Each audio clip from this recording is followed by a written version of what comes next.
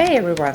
Today we are diving into a topic that is crucial for anyone looking to level up their design skills, and it's why simply scrolling and looking at others' designs and getting inspiration is a complete waste of time, and you should stop doing it immediately. And of course, if you actually want to improve your design skills. But that sounds a bit controversial, doesn't it? So let me explain why and what you actually should do to become a truly better designer. Well, imagine this, you're an inspiring designer and you spend hours analyzing the works of top designers, trying to mimic their styles, and thinking that this is the key to becoming great yourself. But hear the truth, you're just looking at someone else's work, and that's won't magically make you a better designer.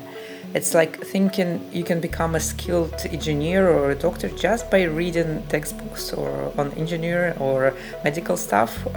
No, unfortunately, it doesn't work that way. And here the question why is simply looking and analyzing others' designs is not enough for your personal design skills improvement. Well, let's break it down.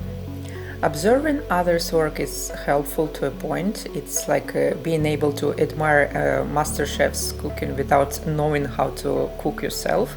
You can appreciate the final result, but unless you're in the kitchen getting your hands dirty, you are not going to learn how to create those dishes.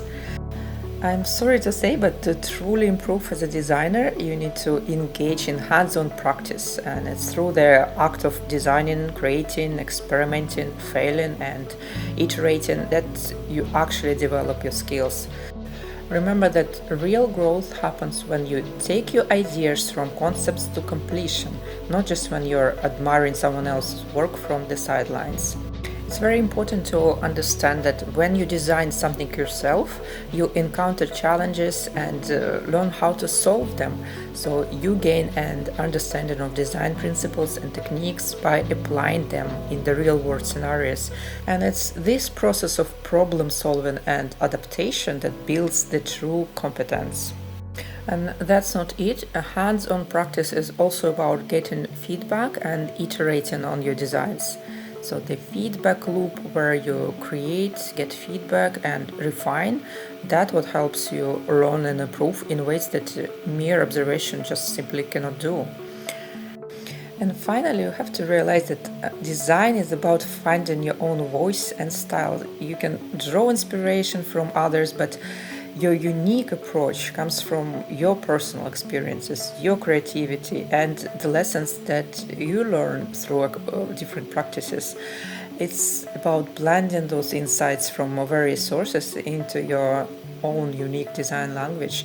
By the way, I would love to look at your design language, so please share it in the comments. But let's just talk what's the takeaway?